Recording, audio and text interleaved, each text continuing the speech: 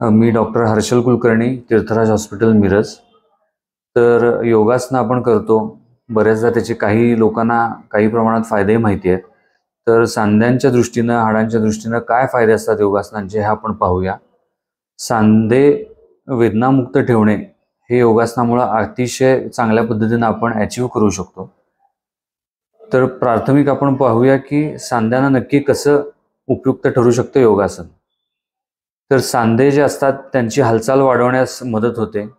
सांध्याच्या आजूबाजूला जे स्नायू असतात त्यांची ऑटोमॅटिकली ताकद वाढते. त्याबरोबरच फ्लेक्झिबिलिटी म्हणजे लवचिकपणा जो असतो स्नायूंचा तो वाढतो.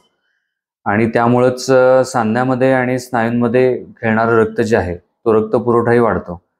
आणि त्यामुळे ज्या वेदना किंवा ज्या लोकांमध्ये स्पेसिफिकली संधिवात हा प्रकार असतो आणि ज्यामुळे सांधे टाईट असतात किंवा आखडलेले असतात, अशा रुग्णांमध्ये काही बेसिक पद्धतीची योगासनं केली तर निश्चितपणे आपल्याला मदत होईल आणि सगळ्या पद्धतीचे तुमच्या वेदना कमी होतील आणि हालचालही वाढेल. तर इतर फायदे तुम्ही काय बघू शकता त्यामध्ये? तर एकतर स्नायूंची ताकद वाढली आहे, दुसरं म्हणजे लवचिकपणा सांध्यांचा वाढतो, वेदना कमी होतात आणि ओव्हरऑल रक्तपुरवठा आपल्या सांध्यांना आणि स्नायूंना वाढत जातो.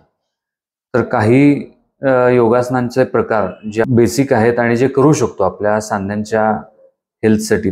तर या विषयाची माहिती आपण पुढील भागात घेऊया आणि अधिक माहिती पुढच्या भागात तुम्ही निश्चितपणे बघा.